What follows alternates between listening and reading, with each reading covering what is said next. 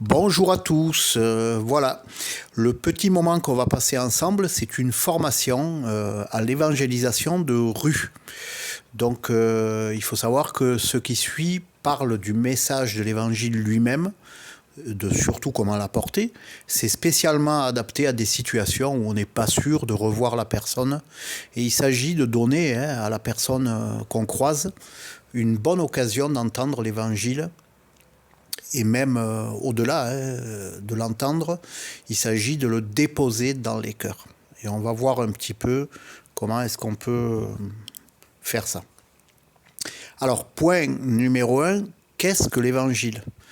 Alors, voici une définition de ce qu'est l'évangile. Romains 1, verset 16, « Car je suis fier de l'évangile, c'est la puissance de Dieu par laquelle il sauve tous ceux qui croient, les juifs d'abord et les non-juifs. » Une des vérités profondes de l'évangile, c'est qu'il est une vraie puissance de salut pour ceux qui s'y ouvrent et le reçoivent. La réalité de la puissance de l'évangile, c'est que Dieu habite et anime lui-même le message.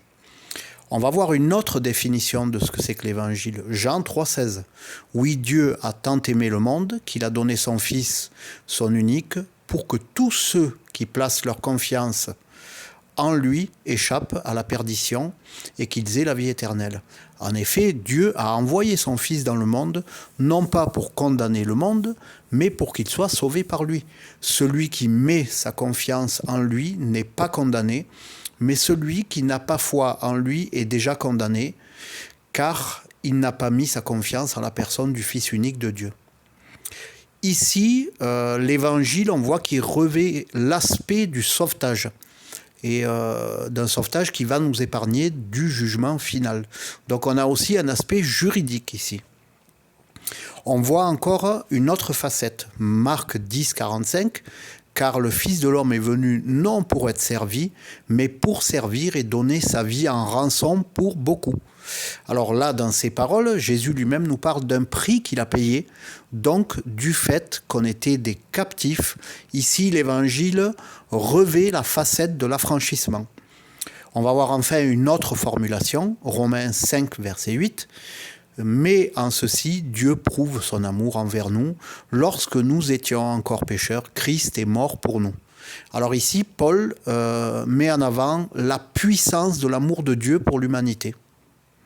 Et dans la Bible, on pourrait trouver évidemment beaucoup de citations sur le salut, la vie éternelle.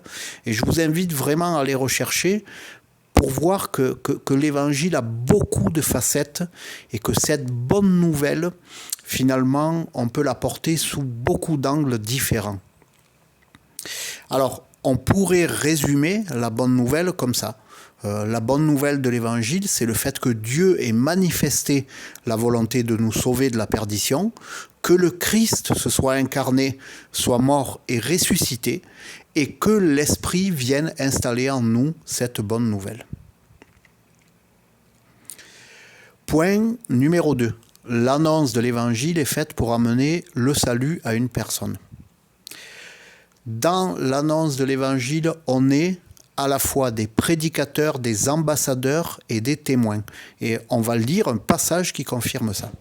Romains chapitre 10, verset 13. « Car quiconque invoquera le nom du Seigneur sera sauvé. Comment donc invoqueront-ils celui auquel ils n'ont point cru ? Et comment croiront-ils en celui dont ils n'ont pas entendu parler ? Et comment en entendront-ils parler s'il n'y a pas quelqu'un qui prêche ?» Ici, on voit clairement deux choses. Une, les personnes ne peuvent pas invoquer et croire dans un Dieu dont personne ne leur a parlé. Deuxièmement, Dieu nous demande clairement d'annoncer l'évangile à ceux qui ne le connaissent pas. Jean 1,12 nous dit « Mais à tous ceux qui l'ont reçu, à ceux qui croient en son nom, elle a donné le pouvoir de devenir enfants de Dieu, lesquels sont nés. » Donc ici, le verset le dit bien, mais à tous ceux qui l'ont reçu. Ça suppose que quelqu'un l'a prêché. Si quelqu'un a reçu quelque chose, eh bien on voit une tierce personne qui prêche. Éphésiens 2,8 nous dit « C'est par la grâce que vous êtes sauvés, par le moyen de la foi, et cela ne vient pas de vous, c'est le don de Dieu. Ce n'est point par les œuvres, afin que personne ne se glorifie. » Bien, cette grâce-là, il faut la présenter aux personnes qu'on croise. Point numéro 3, la seule façon de recevoir la vie éternelle, c'est d'être au bénéfice de la croix du Christ. Alors regardez ce que Actes 4.12 nous dit. C'est en lui seul que se trouve le salut dans le monde entier. Dieu n'a jamais donné le nom d'aucun autre homme par lequel nous devions être sauvés. Donc la seule voie possible du salut, c'est la croix du Christ, c'est par le Christ.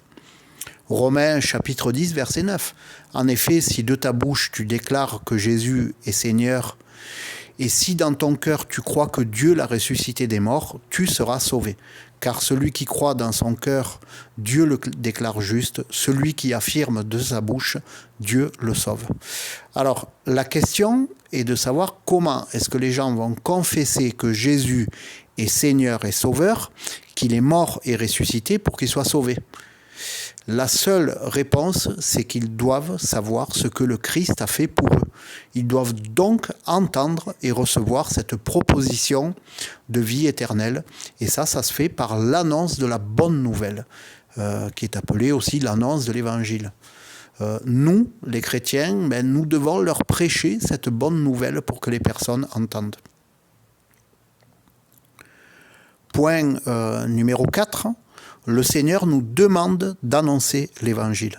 Alors perso, moi j'ai cherché dans le Nouveau Testament et j'ai trouvé dans les 50 passages qui nous demandent, voire nous commandent, d'annoncer la bonne nouvelle. Regardez par exemple Matthieu 5, 14. Donc ça, ce sont des paroles de Jésus. C'est vous qui êtes la lumière du monde. Une ville située sur une montagne ne peut être cachée.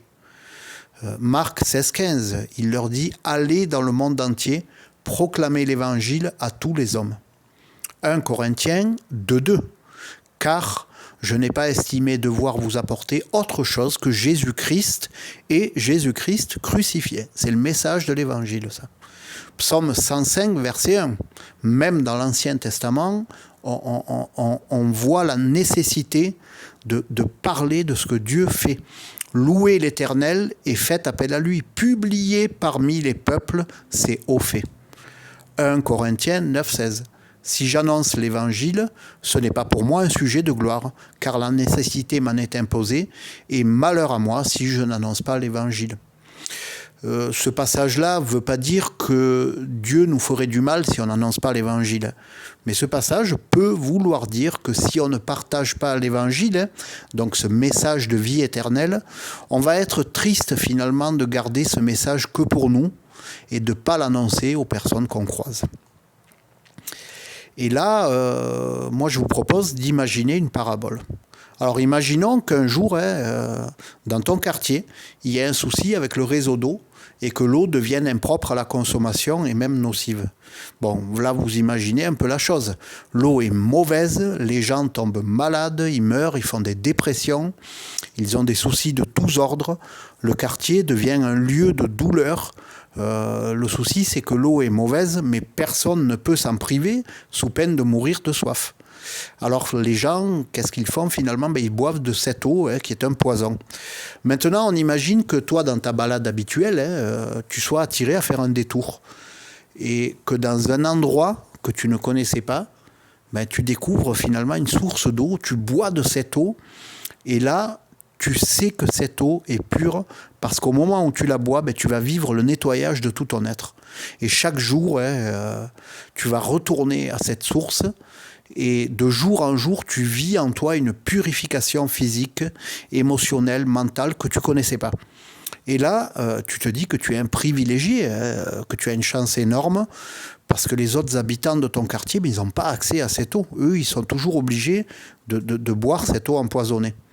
Et on a tous compris cette petite parabole. Ça part de la rencontre avec le Seigneur et de son action dans notre vie. Maintenant, je pose une vraie question. À ton avis, le Seigneur voudrait que tu gardes cette eau et cette source miraculeuse et intarissable que pour toi, ou que tu ailles boire et remplir tes bouteilles tous les jours sans rien dire à personne, ou bien que tu y conduises les autres pour que eux aussi puissent boire de cette eau réparatrice. Alors ça, c'est une question qu'on doit tous se poser. Qu'est-ce que le Seigneur nous demande? À nous qui avons découvert cette source d'eau qui nous a guéris, qu'est-ce que le Seigneur nous demande avec ça? Mais la Bible nous dit d'aller l'annoncer. C'est ce qu'on a vu un petit peu avant. Continuons quand même un peu dans ce questionnement et imaginons que tu aies compris que le Seigneur te demande de conduire les autres à lui. Je peux te dire une chose, c'est que si tu ne le fais pas, alors que tu t'y sens appelé, tu risques d'être triste. Et voilà un peu ce que veut dire Paul, à mon avis, par « malheur à moi si je n'annonce pas l'évangile ». Et là, je te propose de monter d'un cran dans ce fait d'apporter l'eau du salut aux autres. Et si le Seigneur ne nous demandait pas seulement de conduire les gens à cette source d'eau, mais qu'il avait placé cette source en chacun de nous et qu'il nous demandait d'être le canal par lequel il veut déverser son eau de salut dans les cœurs. Alors, regardez ce que dit Jésus en Jean 7, 38. Comme le dit l'Écriture, « Du sein de celui qui croit en moi jailliront des fleuves d'eau vive ». Et la source intarissable de l'Évangile, elle est déjà en nous en réalité. Parce que l'Esprit de Dieu vit en nous. Et la seule chose que nous avons à faire, c'est de nous lever et d'aller déverser sur les bonnes terres qui attendent cette eau.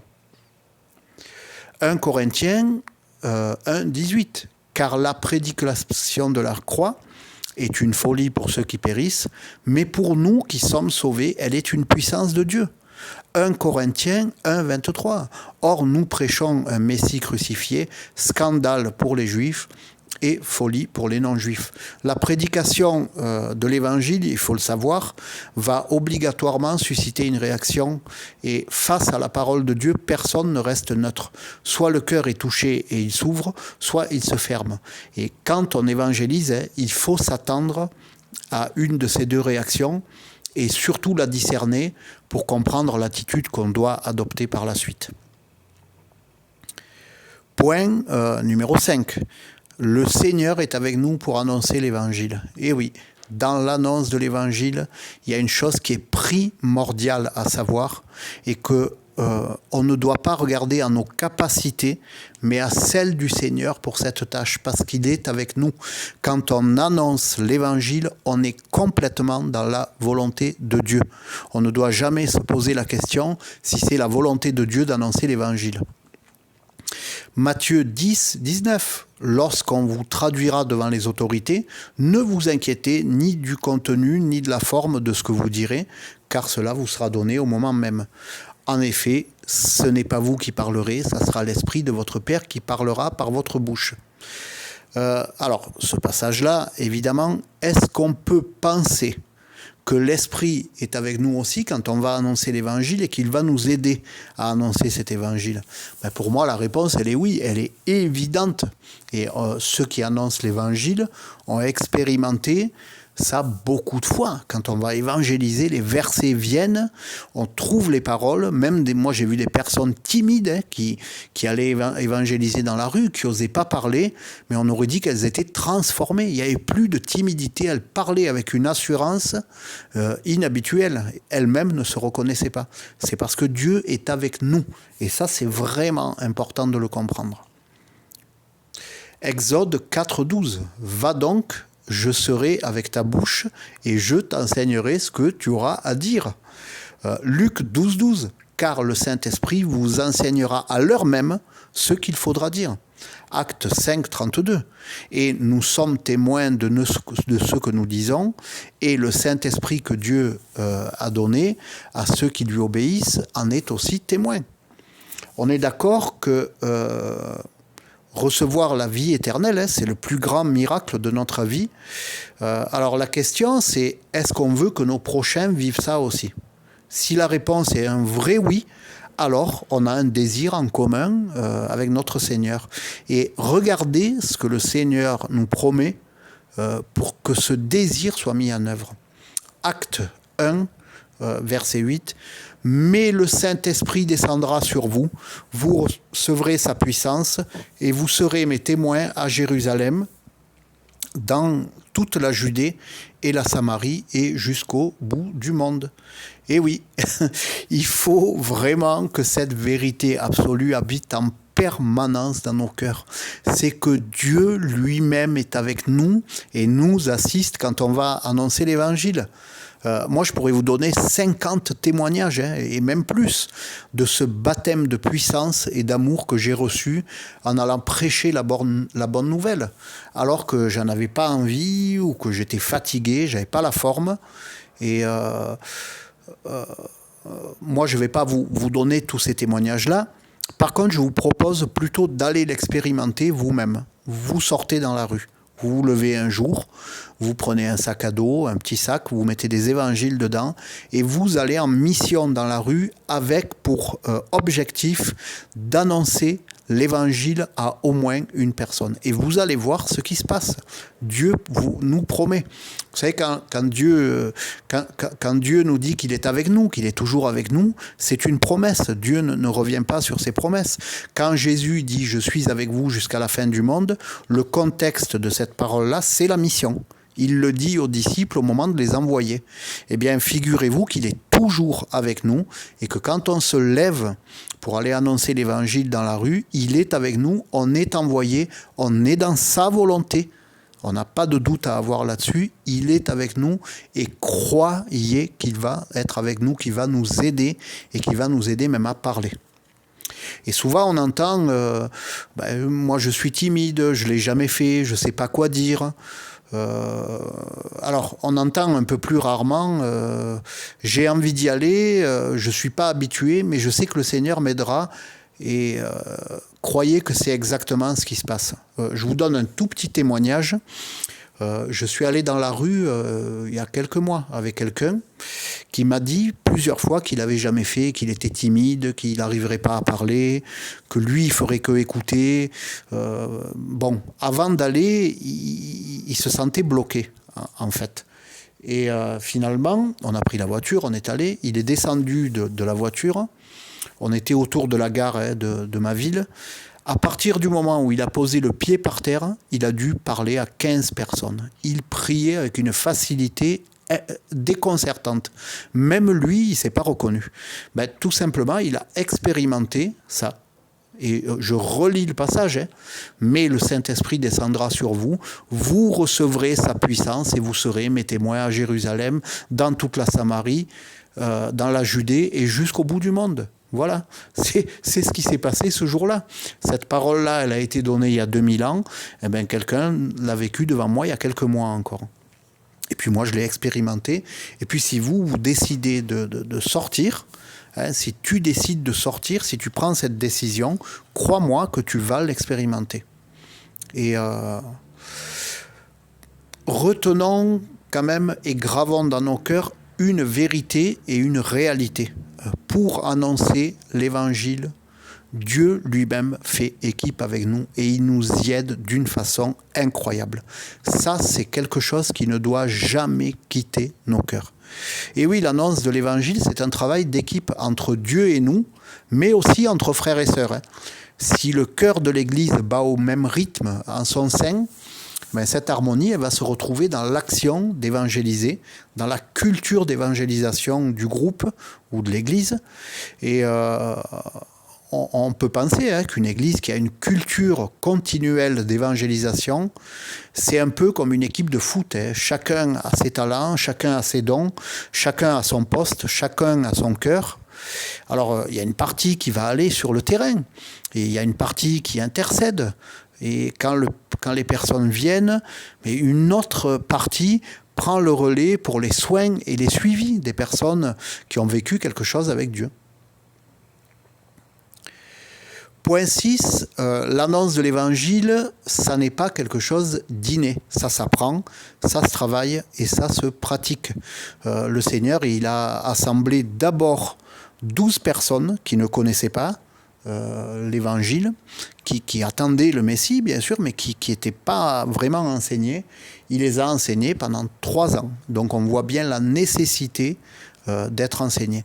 D'ailleurs, quand il appelle Pierre, il lui dit viens, je ferai de toi un pêcheur d'hommes. Viens, c'est l'appel. Je ferai de toi, c'est la formation. Un pêcheur d'hommes, c'est l'objectif. Donc on voit bien qu'il y a cette notion de formation qui est très importante. Et bien souvent, on entend des exhortations à aller annoncer la bonne nouvelle, à faire des nations des disciples, à prier pour les personnes, etc. Alors, on connaît tous ces passages-là, on a reçu beaucoup d'exhortations et on a besoin de ces rappels-là et on remercie ceux qui les font. Mais ce qu'on entend un peu moins quand même, c'est comment faire ça. Comment être rendu capable d'être des messagers de la bonne nouvelle. Et avec ce message, on va travailler le message lui-même et comment l'apporter. Parce que qu'on sache ce qu'on a à faire, c'est une chose. Qu'on sache comment le faire, c'est encore autre chose.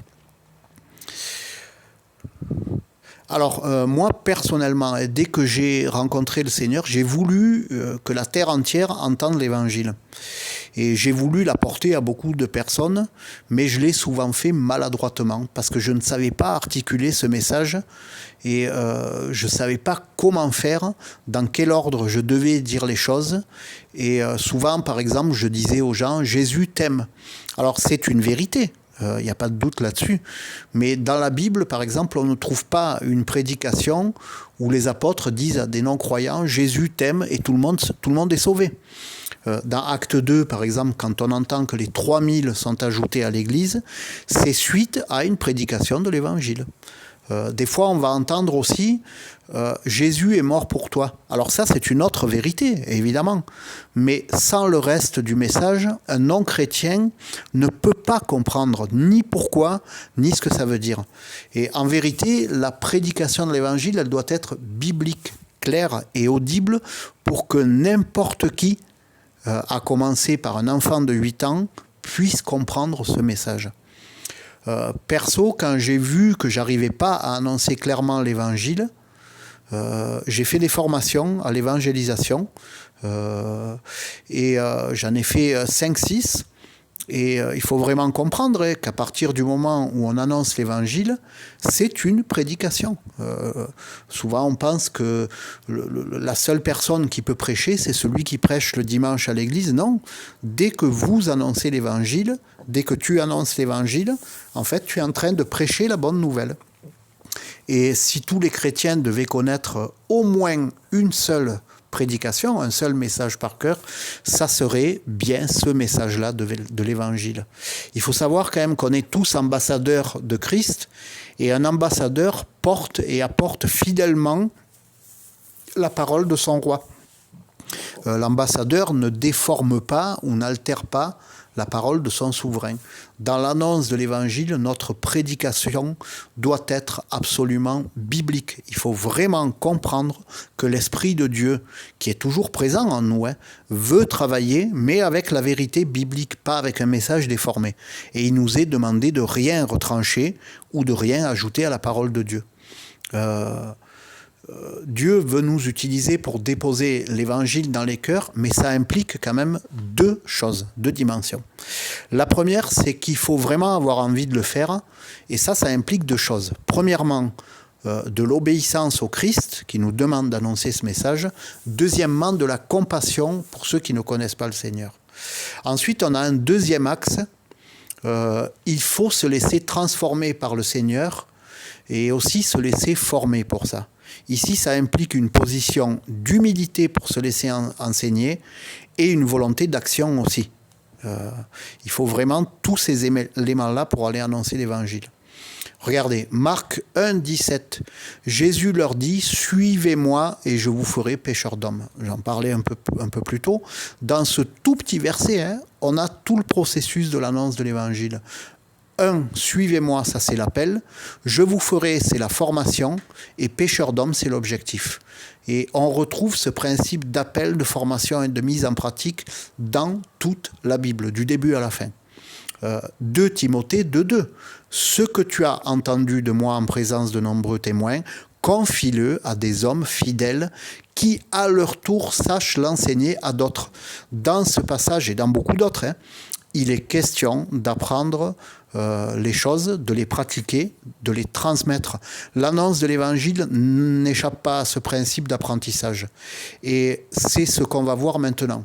Cette formation, là, cet audio, n'hésitez pas à le transmettre et accompagner même ceux qui se sentent motivés à le faire. Et n'hésitez pas à aller sur le terrain avec eux. Alors, point numéro 7, on va comprendre le message lui-même. Il faut savoir qu'une vraie annonce d'un évangile biblique comporte obligatoirement 4 points. Pour une vraie rencontre avec Dieu, par la prédication de la bonne nouvelle, il faut 2 choses. 1, la part de l'Église. Ça, c'est l'annonce de l'Évangile, donc ça, c'est notre part. C'est ta part à toi qui écoutes. 2, la part de Dieu qui est de toucher le cœur de la personne. Et on doit vraiment comprendre, encore une fois, je crois qu'on le répétera jamais assez, que le Saint-Esprit est avec nous et qu'il se sert de notre prédication pour toucher le cœur des gens. Est-ce qu'on se rend compte que Dieu a besoin de nous pour toucher le cœur des gens, qu'on est son corps? Dieu a besoin de son corps sur terre pour atteindre les personnes qui ne le connaissent pas. Alors, on va décortiquer un petit peu, on va analyser ce message de l'Évangile. Qu'est-ce qu'il dit? Point numéro 1, on parle du Dieu créateur de tout. Alors, on explique bien qu'il a tout créé, qu'il a créé l'humain, et bien expliqué que Dieu a créé l'humain bon et libre et pas tel quel. Alors pourquoi est-ce que c'est important de préciser ça? Tout simplement, bien expliquer que Dieu n'a pas créé l'humain avec cette capacité de nuisance, parce que pour beaucoup qui ne connaissent pas Dieu, qui ne connaissent pas l'Évangile, qui ne connaissent rien à la Bible, Dieu serait injuste, voire des fois sadique, parce qu'il nous aurait créés pécheurs et dans le même temps, il nous demande de ne pas pécher. Et ça serait incohérent de prêcher quelque chose comme ça. Donc c'est important de dire que l'humain, à la base, n'était pas voulu de Dieu dans l'état où il est. Et que les choses ne se sont pas passées comme eux l'imaginent, à savoir que Dieu a créé un humain mauvais et qu'il lui demande de ne pas être mauvais. Ça serait une incohérence. Donc ce point 1 est vraiment important. Point numéro 2, évidemment, on parle de l'humain, de la chute et de ses conséquences. Ici, on va expliquer que l'humain a choisi de se laisser corrompre par un être mauvais qui a installé le péché en lui, et que le péché en lui-même a eu 3 conséquences. Et ces 3 conséquences, c'est important de les dire. Premièrement, l'humain a été séparé de Dieu. Deuxièmement, il peut faire aussi le mal. Et troisièmement, le péché nous destine à la séparation éternelle d'avec Dieu. Alors, sur ce point-là, on a souvent des réactions ou des questions. Alors, ne nous faisons pas piéger dans des débats stériles. On se rappelle que dans une prédication, c'est nous qui conduisons la discussion. Et le but, c'est pas de dominer la personne, c'est de la conduire à la croix. Alors, si la personne demande qui est cet être mauvais, on peut répondre que c'est un être spirituel nommé Satan, mais sans vraiment insister dessus. Certaines personnes croient aussi que péché, c'est tuer, violer, vendre de la drogue ou voler. Il faut expliquer que le péché, c'est beaucoup plus une nature et une force qui habite en nous que des actes. Et on explique que les actes qu'on commet ne sont que des conséquences de cette nature humaine polluée par le mal en nous, en fait. Après, certains vont dire qu'ils sont de bonnes personnes, qu'ils font de bonnes œuvres, qu'ils donnent aux pauvres, etc., etc., et que ça va les amener au paradis. Alors, évidemment, on peut remercier la personne pour ce qu'elle fait, mais on explique à la personne que quoi qu'elle fasse, la nature de péché habite en elle, et qu'au paradis, il n'y aura aucune place pour cette nature-là qui nous sépare de Dieu. Et on explique bien que nos bonnes œuvres, même si elles sont la volonté de Dieu, ne peuvent pas nous sauver, tout simplement parce que les bonnes œuvres n'ont pas le pouvoir de détruire cette nature de péché en nous. Alors, ce deuxième point-là de la perdition fait réagir. Souvent, les gens ne trouvent pas ça juste parce qu'ils estiment qu'ils sont des bonnes personnes. Et on peut expliquer que c'est la Bible qui dit ça et que jusqu'à son dernier souffle, eh bien, l'humain a espoir, Dieu a l'espoir de sauver l'humain et qu'il a déjà tout accompli pour. On ne se fait pas prendre non plus dans des débats stériles. Si la personne demande pourquoi Dieu a laissé l'humain lui tourner le dos, on explique que c'est par amour. Dieu a offert la liberté à l'humain de se détourner de lui. Et que c'est la preuve qu'il aime l'homme au point d'accepter que l'humain se détourne de lui, qu'il le rejette. Là, on voit le point numéro 3. Donc le point numéro 3, c'est la solution de Dieu pour être sauvé et de devenir enfant de Dieu. Donc expliquer que le Père a donné le Fils, Jésus, qui est mort à la croix avec tous nos péchés, qu'il est ressuscité sans ses péchés, pour qu'on reçoive le pardon.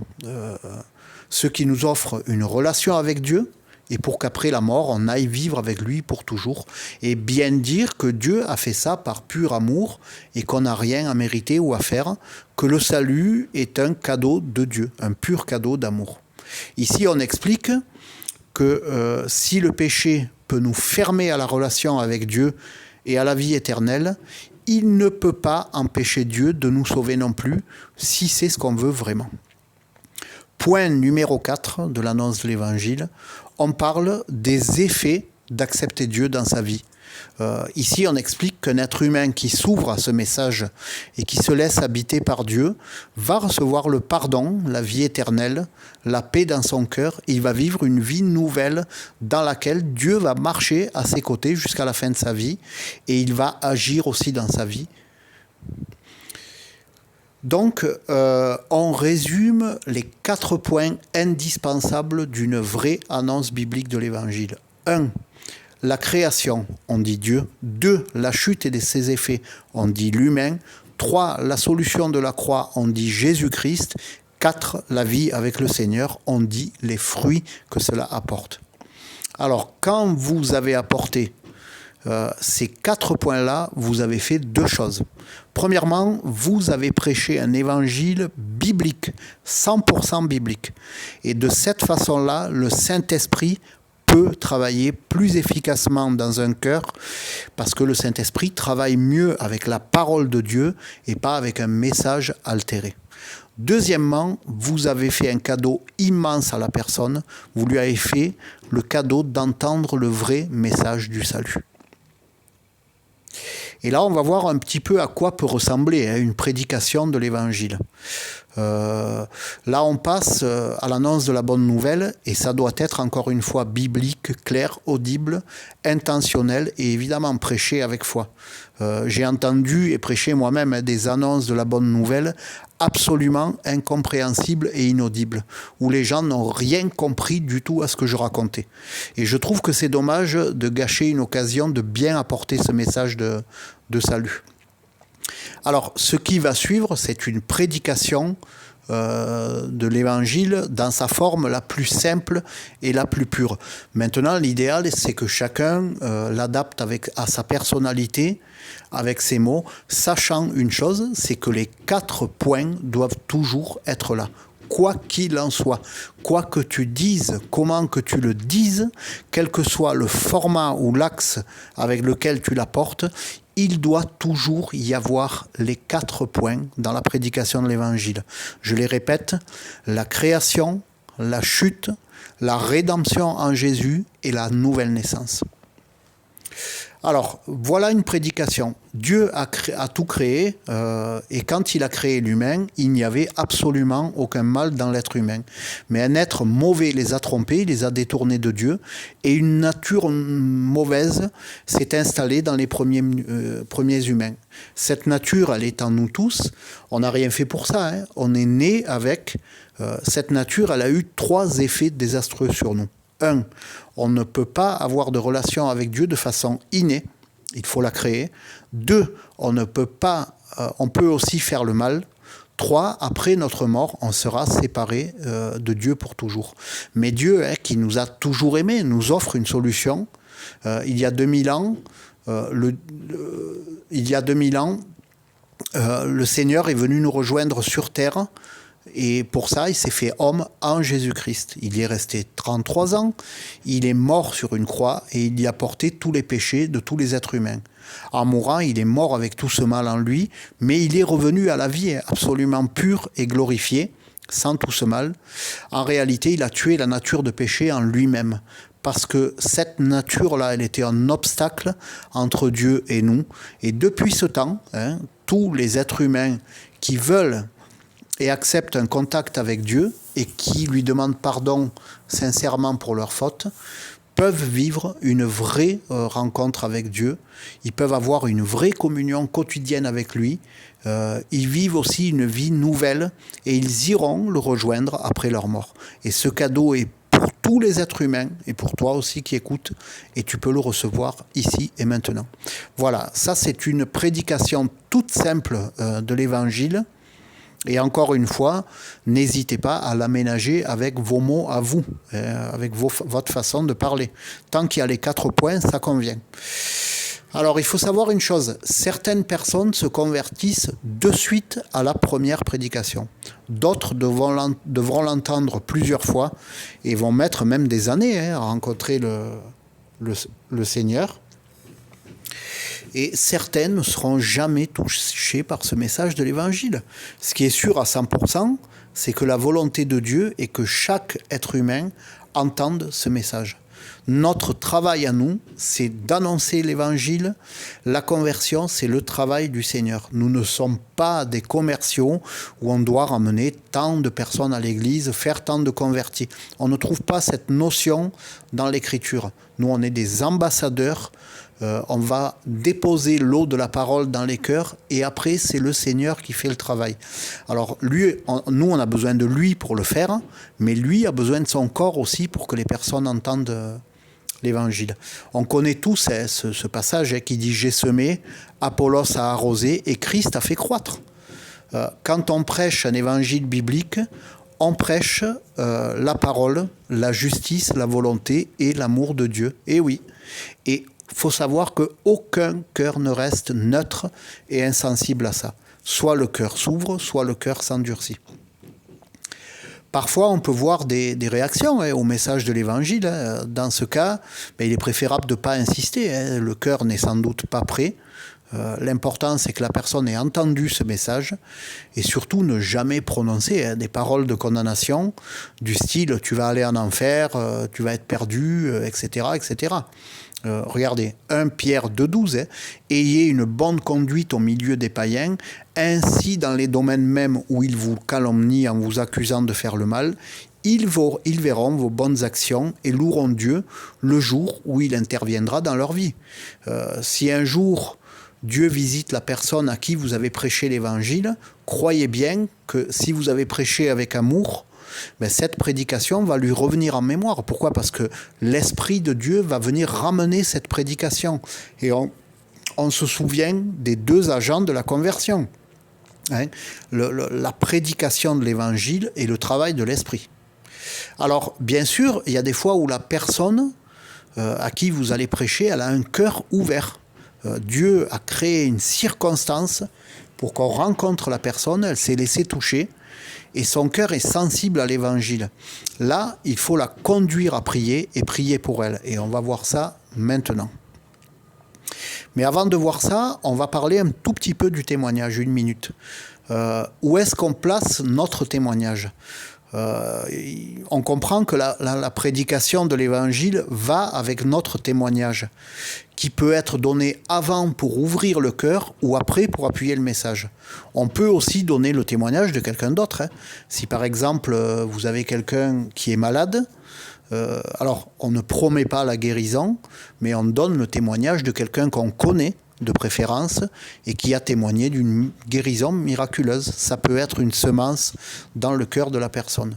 Alors, pour ce qui est du témoignage, prenez un peu la température et jaugez un peu le cœur que vous avez face à vous. Laissez-vous conduire par l'Esprit de Dieu.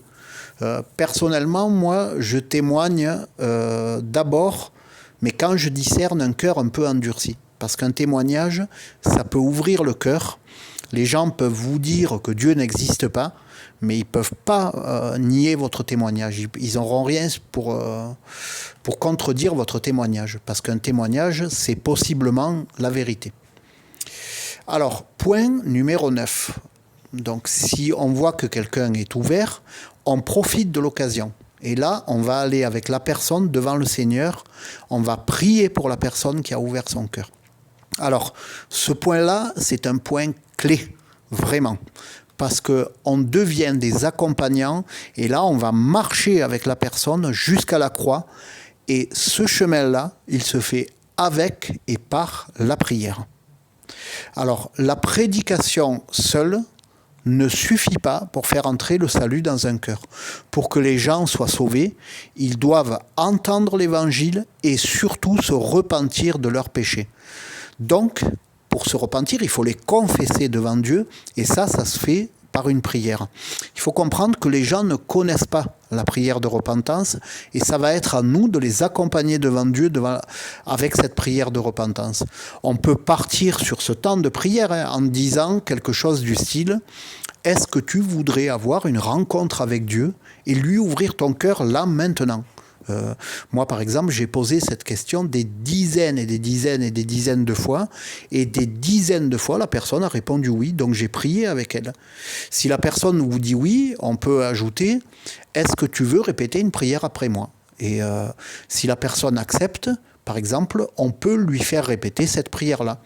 Encore une fois, ça c'est un modèle, c'est un des modèles de prière. Les prières qui vont amener les gens à confesser leurs péchés, il y en a plein. L'idéal, c'est de l'adapter à votre façon de vous exprimer. Par exemple, on peut lui faire prier Dieu Tout-Puissant, Père Créateur, je viens vers toi parce que je sais que le péché est un obstacle entre nous.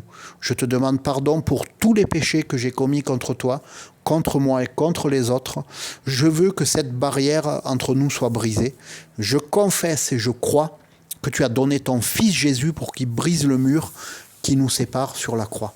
Je demande ton pardon, je te demande de venir vivre dans mon cœur parce que je veux devenir ton enfant au nom de Jésus. Vous pouvez faire prier ça à la personne. Quand la personne elle a fini de prier, on évite de se lancer dans des discussions. Là, ça va être à nous de prier. C'est-à-dire que nous, on va appuyer la prière de la personne et on peut lui faire prier quelque chose du style « Seigneur, je suis témoin ». On peut prier pour quelque chose du style « Seigneur, je suis témoin de cette confession. Je te demande, Saint-Esprit, de venir habiter en Alain, en Christophe, de lui montrer à quel point tu l'aimes et à quel point il a de la valeur à tes yeux. Je te demande aussi de te révéler à lui, de lui manifester ta présence et de lui faire vivre ton amour directement dans son cœur. Seigneur, viens déposer ta paix et ta vie dans le cœur de Christophe, de Alain, de la personne qu'on a rencontrée. Donc là, quand on a fait ça, on fait une petite mise au point. Quand on a fait ça, on a prêché l'évangile, on a fait réciter à la personne la prière du salut et on a prié pour la personne. Mais quand on rencontre un inconnu, le but aussi, c'est de lui faire entendre l'évangile, mais c'est aussi de prier pour la personne, pour sa famille, pour son travail, pour sa santé, pour ses relations, etc., etc. Et là, on peut imiter Jésus qui demandait « Que veux-tu que je te fasse ?» Si la personne nous donne un sujet, par exemple, à mon travail, mon chef me persécute ou ma maman est malade, je ne sais pas, on a notre axe de prière et on va prier donc de façon simple et audible, toujours à voix haute, on cible le cœur de la personne et on va prier pour le sujet que la personne nous a déposé. Si la personne nous a dit « ma maman est malade », ben je te prie Seigneur, tu as entendu cette prière, moi je veux appuyer Seigneur, parce que la prière du juste est efficace, je te demande de guérir la maman de Christophe et je te demande de la visiter. Seigneur, parce que c'est ta volonté de le faire. On sait que tu veux le faire, on sait que tu peux le faire, on sait que tu as envie de le faire. On appelle la guérison sur la maman. Voilà, on peut prier ce genre de choses-là. Alors, il arrive aussi qu'on reçoive des paroles de connaissance ou des paroles prophétiques. On peut les donner pendant la prière. Moi, personnellement, quand je reçois une parole de connaissance, je vais la donner pendant la prière. Par exemple, j'avais reçu une fois que quelqu'un avait subi un abus. Et je l'ai donné pendant la prière. Pendant que je priais, je disais, Seigneur, tu sais ce que la personne a subi quand elle était enfant. Tu sais que ça a brisé beaucoup de choses en elle. Et aujourd'hui, Seigneur, je te demande la guérison à cet endroit-là, à l'endroit de cet abus. Seigneur, je te demande que son cœur soit guéri, que les conséquences de cet acte disparaissent et que ça soit remplacé par ta paix. Et j'ai vu que c'était une vraie parole de connaissance, parce que dans mon cœur déjà j'en avais la conviction, mais j'ai surtout vu ça aux larmes de la personne. La personne s'est mise à pleurer et elle a compris que Dieu était là, qu'il était en train de lui parler. Parce que moi je ne pouvais pas savoir cette chose-là, la personne ne m'en avait pas témoigné. Après, on peut aussi amener une parole de connaissance en posant une question.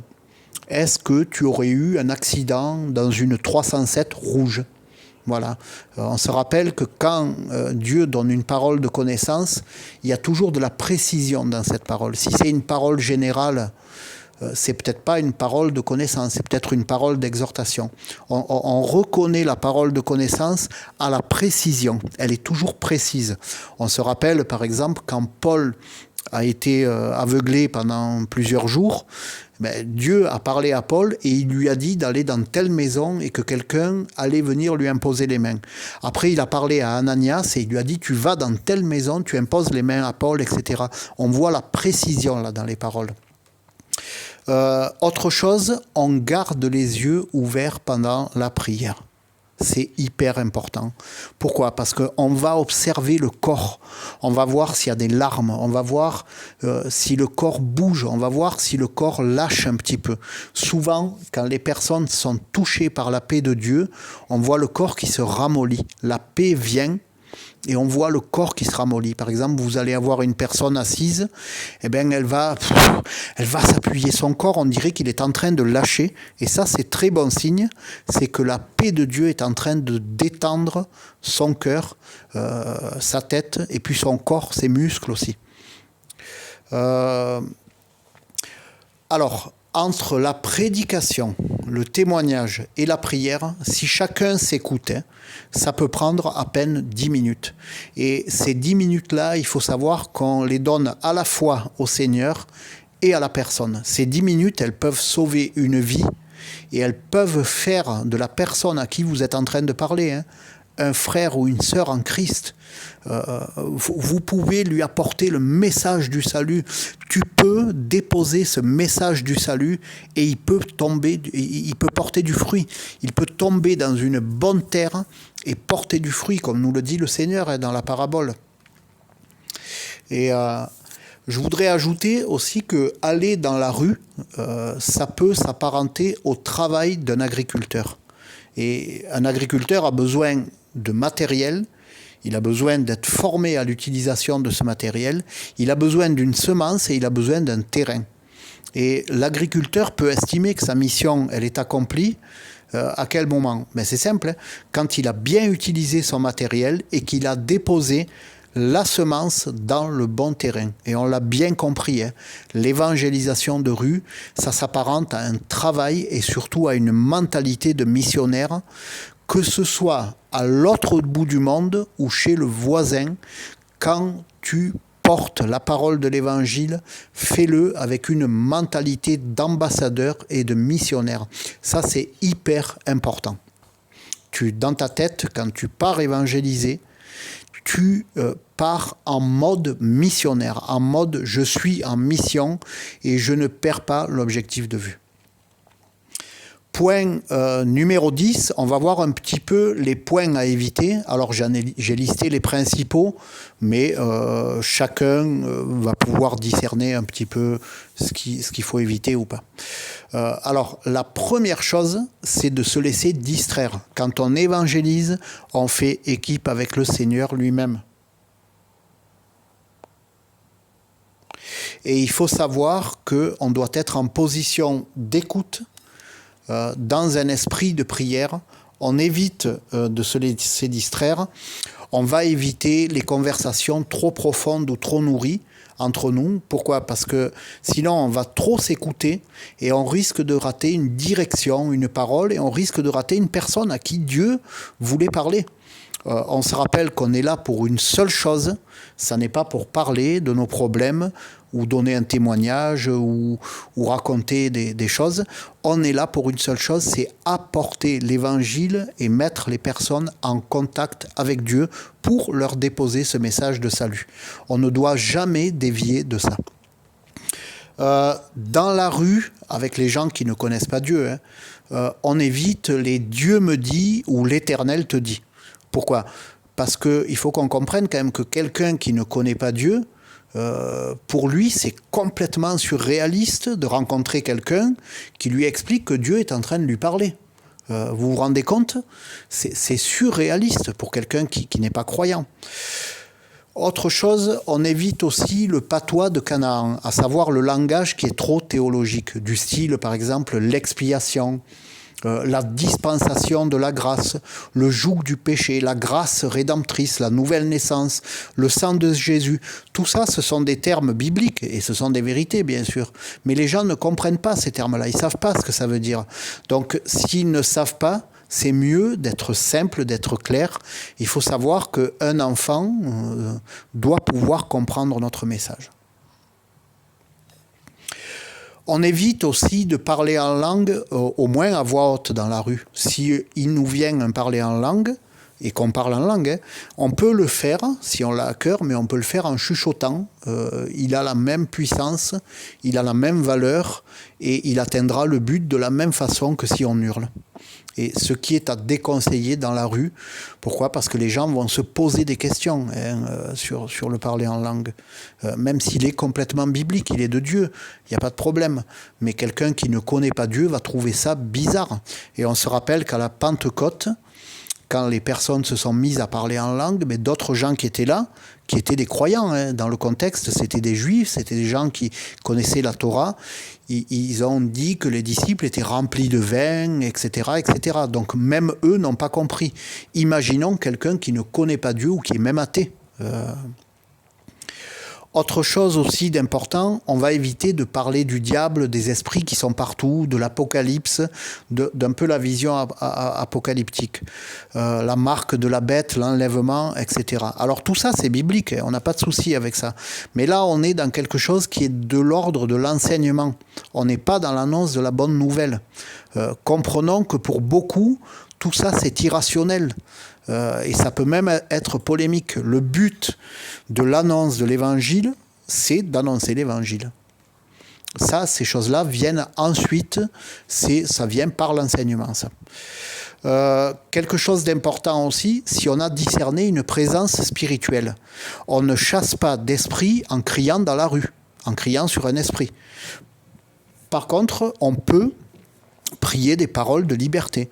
Alors ça va ressembler, si on est amené à prier pour la personne et qu'on a discerné une présence spirituelle, ce qui peut arriver. La Bible nous dit que ça peut arriver, c'est arrivé à Jésus. Il est allé prêcher dans une synagogue, il y a eu une manifestation. Bon, qu'est-ce qu'on fait? Eh bien, on va proclamer plutôt des paroles de liberté, du genre: Seigneur, je prie pour que tu apportes la liberté à cette personne. Prends toute la place dans son cœur. Si quelque chose n'a pas lieu d'être là, alors fais-le sortir. Vous voyez, mais on prie paisiblement, on prie avec amour, on ne crie pas, on n'hurle pas dans la rue. Faire ça, ça peut attirer l'attention des personnes et on peut passer pour des personnes bizarres. Maintenant, s'il y a une manifestation et qu'un frère qui a de l'expérience dans ce domaine est là, mais lui, il peut prendre autorité et prier, mais sans attirer l'attention de tout le quartier, encore une fois. Autre point à éviter aussi, on peut inviter à l'église, évidemment, et on doit le faire, mais on ne force pas pour ça. On se souvient de Philippe et de l'eunuque. Philippe prêche à l'eunuque, il le baptise et puis il est enlevé. Et il est quelque part, Philippe le laisse dans la main du Seigneur. Et le Seigneur s'est occupé de lui, puisque la tradition nous dit que cet eunuque-là, c'est lui qui aurait créé l'église éthiopienne, qui aurait apporté la vision de l'église en Éthiopie. Autre chose aussi qui est très important, on ne promet jamais des miracles, des guérisons, etc., etc. On ne s'engage pas à la place de Dieu. Alors Dieu veut et peut guérir, hein, on n'a aucun doute là-dessus. Mais c'est lui qui le fait à sa façon et dans son temps. On ne s'engage pas à sa place. On évite aussi toute condamnation ou parole dure, même face à de l'opposition. Si on reçoit une parole dure, une parole difficile ou même une insulte, on ne répond pas, on s'éloigne et puis on dépose cette parole-là à la croix pour qu'il nous la retire de notre cœur. On n'insiste pas non plus pour prier ou pour prêcher. Si la personne est complètement fermée, on va continuer notre route. Quelque chose aussi de très important, on ne se fait pas embarquer dans des débats ou des discussions stériles, politiques ou sur des sujets futiles. On est là pour annoncer l'évangile. Si la personne veut à tout prix polémiquer, on lui explique qu'on n'a pas le temps pour ça et qu'on est là pour bénir les gens, qu'on est sorti aujourd'hui de notre maison pour apporter de la bénédiction. Autre chose aussi qui est très important, on ne fait pas la morale aux gens, quoi qu'ils nous racontent. Des fois, ça arrive qu'en évangélisation, des gens vont vous confesser des choses difficiles, des choses complètement immorales qu'ils ont faites. Bon, ça m'est déjà arrivé. On ne fait pas la morale aux gens. On se rappelle que le Seigneur est venu pour les pécheurs et que nous aussi, on était pécheurs, comme la personne. On arrive au point 11, qui est la conclusion un petit peu de cette formation. Une bonne rencontre de rue, c'est d'avoir témoigné, d'avoir fait entendre l'évangile, d'avoir prié pour la personne et de l'avoir mise en contact avec Dieu. Et puis d'être en contact avec elle aussi. L'idéal pour tout ça, c'est de s'entraîner à prêcher. Le message de l'évangile, plusieurs fois, on a vu qu'il prend moins de 2 minutes, et de bien le retenir. Alors par exemple, on peut s'enregistrer, on peut l'écouter, on peut le lire, on peut l'écrire, chacun sa méthode pour retenir, mais ce message de l'évangile, il doit être toujours sur notre langue et prêt à sortir. Que vous sortiez en évangélisation, que tu ailles faire le plein de ta voiture, que tu sortes d'un supermarché, si dans ton cœur tu vois quelqu'un et que tu as à cœur d'aller lui parler, de lui prêcher, il faut que tu sois capable de lui prêcher de façon fluide et claire ce message-là. Et il faut savoir que c'est évident ce que je vais dire, mais plus on annonce ce message et plus c'est facile de le faire. Après, je pense aussi qu'il est important de discerner un petit peu à qui on a affaire. Alors, je connais quelqu'un, moi, qui s'appelle Rémi, qui est un théologien, c'est un apologète, et il évangélise beaucoup. Et lui, il dit qu'il y a plusieurs types de cœurs et de mentalités, on le sait déjà ça, et qu'on doit essayer de comprendre, comme Jésus comprenait, on doit comprendre un peu à qui on a affaire. Par exemple, avec une Samaritaine, mais Jésus est doux avec elle. Il répond à un besoin. Il lui donne une parole de connaissance qu'elle a plusieurs maris. Donc, quelque part, il est en train de lui dire « Je sais que tu cherches quelque chose dans ta vie et c'est pour ça que tu as ces plusieurs maris. Mais regarde, l'eau que moi je te donne, l'eau de la vie éternelle, mon eau à moi, si tu la bois, tu n'auras plus soif, tu vas trouver la paix. » Et donc, il est doux avec elle. Il répond parce qu'il comprend que cette personne, cette femme, cherchait, elle était en recherche de quelque chose. Quand il est avec Nicodème, là tout de suite, Nicodème, bon, c'est un pharisien, c'est un docteur de la loi, c'est quelqu'un qui connaît les choses. Mais là, Jésus, il va reprendre avec l'écriture. Donc, il va apporter plus de sens à ce que Nicodème croyait connaître. En fait, il vient lui révéler. Et avec quelqu'un qui cherche, qui connaît un petit peu l'écriture, qui pratique déjà une religion, on peut venir nous aussi avec l'écriture, qui est comme une épée à double tranchant, et qui peut apporter une révélation à la personne. Ensuite, Jésus rencontrait aussi des religieux rigoristes. Avec eux, Jésus confrontait leur cœur dur et fermé. Alors le but, c'était pas de les détruire, bien sûr, mais c'était de les aider à comprendre que leur cœur endurci, finalement, faisait barrage à Dieu et à son action, et à son message. Ensuite, on peut rencontrer aussi un zélote. Jésus aussi rencontrait des zélotes. Alors, qu'est-ce que c'est qu'un zélote en 2025 ? Ça peut être un marginal, un rebelle, un révolté. Certains vont dire un complotiste. Mais peu importe, c'est quelqu'un qui est un peu en marge de la société et qui n'est pas d'accord avec tout ça. Mais avec lui, on a un axe très efficace. On peut lui parler de à quel point c'est révolutionnaire de vivre avec Dieu dans une société qui le rejette. Et donc, vous voyez, c'est quand même important de discerner un petit peu le cœur, la terre. Et la parabole des 4 terrains attire notre attention sur ça. On a des terres qui sont des chemins, on a des terres qui sont des épines, on a des terres qui sont des rochers, et puis on a des terres qui sont des bonnes terres. Et faisons quand même l'effort d'écouter un peu, d'observer, de discerner.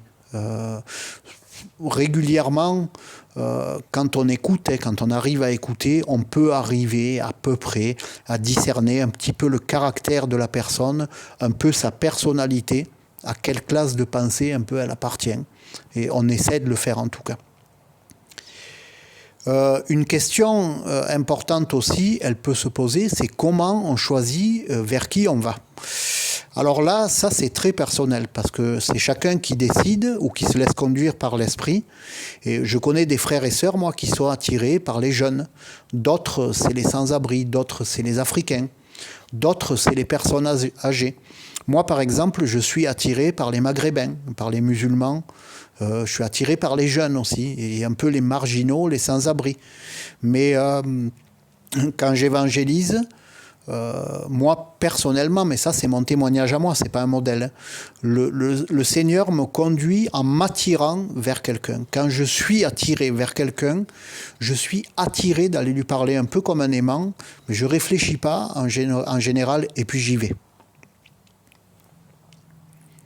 Il faut savoir que le Seigneur savait exactement à qui il avait affaire et comment atteindre son cœur. Alors, il sait toujours, il a toujours ces informations-là, il est toujours omniscient, il n'a pas changé. Et je pense que dans une attitude de communion avec lui, il va nous aider aussi à discerner les cœurs, à discerner à qui on va affaire. Alors, le point numéro 12, c'est quelques exemples de faux évangiles. Alors, on ne va pas spécialement s'étendre là-dessus, mais on va juste les survoler. Alors, premièrement, on a ce qu'on appelle l'évangile de prospérité.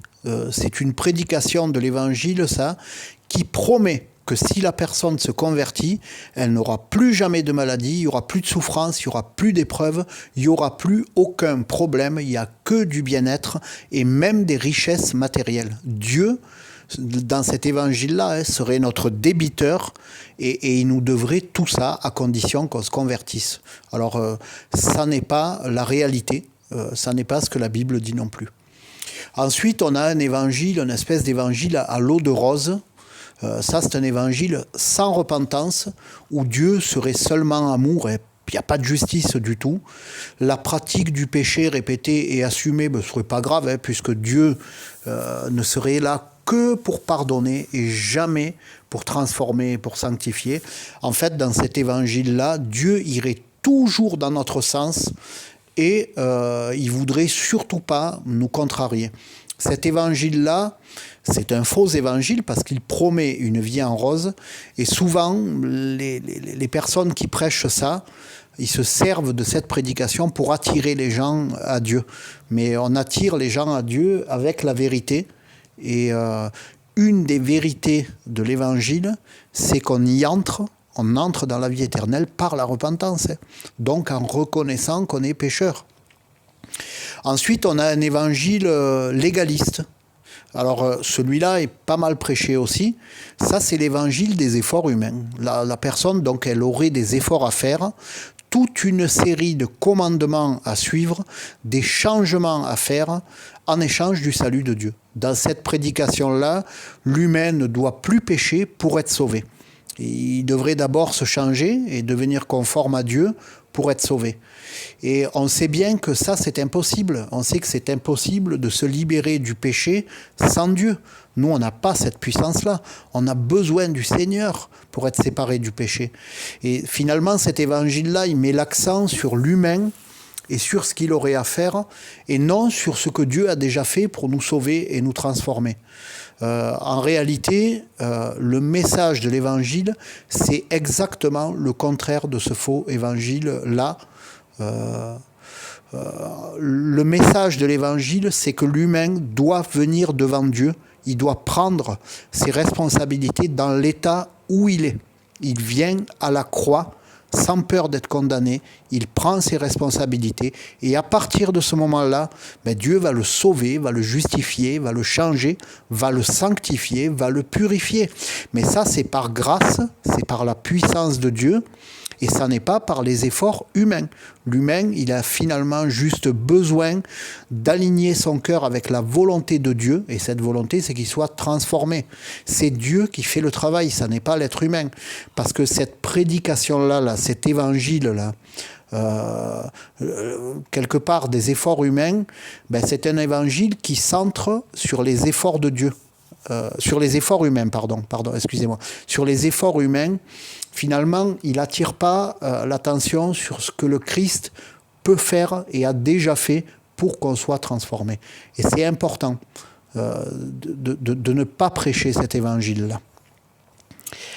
Voilà. Alors, j'espère que ça a pu vous apporter, cette petite formation. Et puis, n'hésitez pas à mettre en pratique, n'hésitez pas à vous enregistrer, n'hésitez pas à vous entraîner, à faire des scénettes chez vous, avec les frères et sœurs, avec les enfants, avec votre épouse, avec votre époux, à vous entraîner. Ce message de l'Évangile est un message simple, c'est un message qui est court, c'est un message de vie. Et croyez bien que quand vous le prêchez, cet Évangile, ce message, il va avoir un effet sur le cœur de la personne à qui vous allez prêcher.